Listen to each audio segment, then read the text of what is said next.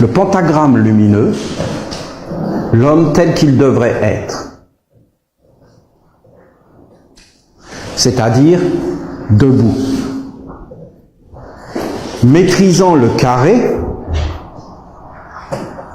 et ayant éveillé l'intelligence supérieure de la sagesse du monde divin et portant dans sa vie la noblesse, l'adoration. Vous savez que l'adoration, c'est quelque chose qui peut nous sauver. La dévotion, l'adoration vers des choses grandes, belles, lumineuses, comme par exemple vénérer la sagesse, vénérer l'amour, mais ne pas être passif. Le pentagramme de la lumière, c'est le pentagramme des mages, c'est l'étoile des mages, c'est notre bonne étoile, c'est le génie, c'est celui qui te parle, c'est ton âme, c'est le monde plus grand, c'est un monde grand et vaste, c'est le monde supérieur. Tu dois être connecté avec ces choses, mais tu ne dois pas mélanger, tu dois être actif. Ça, c'est le secret de la magie, être actif, être un être volontaire et éveiller ta volonté et savoir ce que tu veux et spiritualiser, clarifier ta volonté, rendre ta volonté supérieure, intelligente, unie avec des mondes sages, vivre avec beauté, vivre avec honneur, avec noblesse, vivre dans la dignité. Ça veut dire ne pas avilir, ne pas s'avilir, ne pas avilir son acte. Être vraiment noble, ne pas participer, ne pas être dans une association de malfaiteurs. Association de malfaiteurs. Eh bien, Église catholique, association de malfaiteurs. Église catholique, association de malfaiteurs. Mais Olivier, qu'est-ce que tu racontes là? Mais moi, si j'étais pape, j'apparaîtrais au Vatican et je dirais, merci de m'avoir élu, c'est le Saint-Esprit, le calumet de la paix. Eh bien, je vous dis, je dissous l'Église catholique, qui est une association de malfaiteurs, et c'est tout ce que je dirais. Je dissous immédiatement l'Église catholique et je vous demande d'aller chercher le Christ là où il est, partout, sauf dans l'Église catholique. C'est la première chose que je ferai en homme responsable. Je dissous une association de malfaiteurs. 8 millions de femmes brûlées,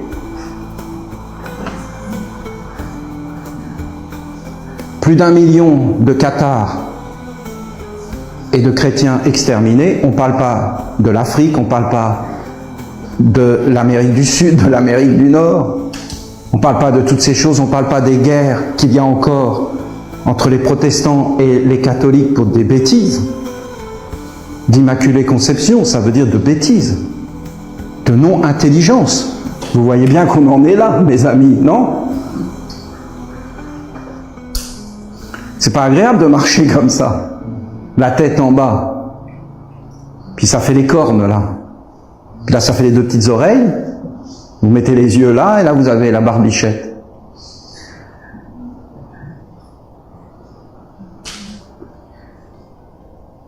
Puis je dissous, vous dissous beaucoup de choses, hein. Beaucoup de choses. On a beaucoup de choses à dissoudre. Hein. C'est des associations de malfaiteurs.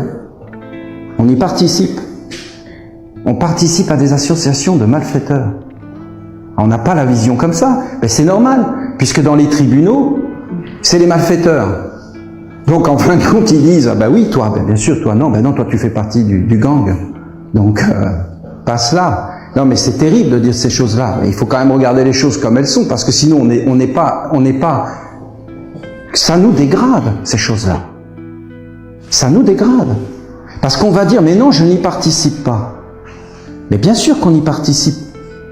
Puisque dès qu'on travaille, on paie. Et qu'avec notre argent, tout est financé.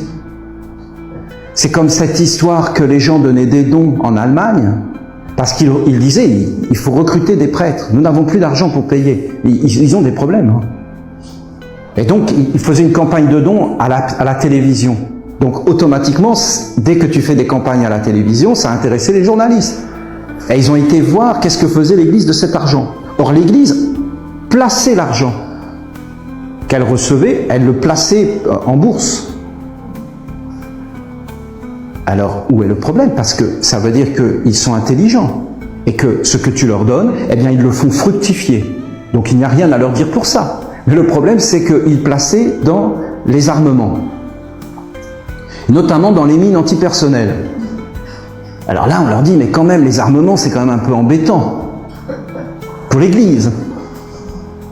Alors il y a une discussion des évêques en Allemagne, et ils arrivent à la télé et ils disent, effectivement, c'est un peu embêtant, mais vu la situation économique, vu la rentabilité des mines antipersonnelles, nous continuons. Alors vous imaginez, vous êtes un chrétien, vous financez, vous donnez pour des prêtres, mais ça passe par les mines antipersonnelles. Essayez de voir dans un monde supérieur. Parce que bien sûr, nous vivons comme si Dieu n'existait pas. Et que tout ça, c'est une fanfaronnade. Parce que sinon, on ne pourrait pas faire des choses comme ça. On ne pourrait pas être dans le mouvement séparé. Parce qu'en réalité, ça n'a rien à voir avec le monde divin. C'est des problèmes humains. Alors ils ont dit, nous continuerons à investir dans les mines antipersonnelles. Qu'est-ce qu'ont fait les chrétiens? Ils ont continué à donner. Parce que, on fait quoi? Je donne à qui? Et je vais où après ma mort? Vous voyez les problèmes? Ça nous avilit. Ça nous dégrade. Et nous sommes associés. Et là, vous êtes en plein dans ce pentagramme-là. Redresser le pentagramme, ça veut dire reprendre toute sa vie en main. Toute sa vie en main. Mais en réalité, on ne le peut pas. Parce que personne ne peut faire ça. Alors, je vous le remets, le pentagramme, dans le contexte. Vous avez le pentagramme ici. Vous avez le lien. C'est-à-dire, vous avez le ciel et la terre.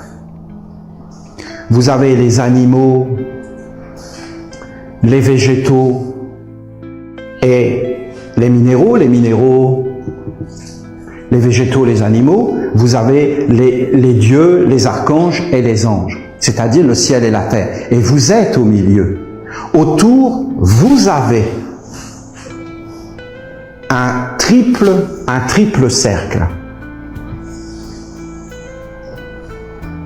Vous avez la constitution de l'homme.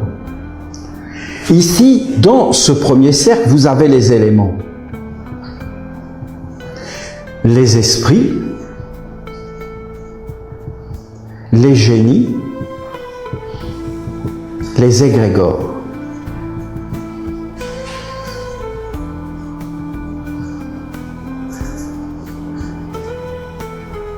C'est ce que les anciens ont appelé le serpent, qui se mord la queue, le cercle. Au-dessus de ce serpent, vous avez les anges, les archanges, les dieux, et en dessous, vous avez les animaux, les végétaux, les minéraux. Là, vous avez les vrais. Or, ce serpent qui est là, où il est? Mais ce serpent, parce que le grand problème, c'est qu'on dit que c'est abstrait. Parce que cet être-là, qui nous met la tête vers le bas, le cacodémon pour les Grecs, qui nous met la tête dans le caco, eh bien, qu'est-ce qui fait cet être-là? Il nous enchaîne. Parce que cet être a compris qu'il ne pouvait pas aller vers les mondes divins. Alors, qu'est-ce qu'il a fait? Il a créé ici des égrégores, c'est-à-dire des faux dieux.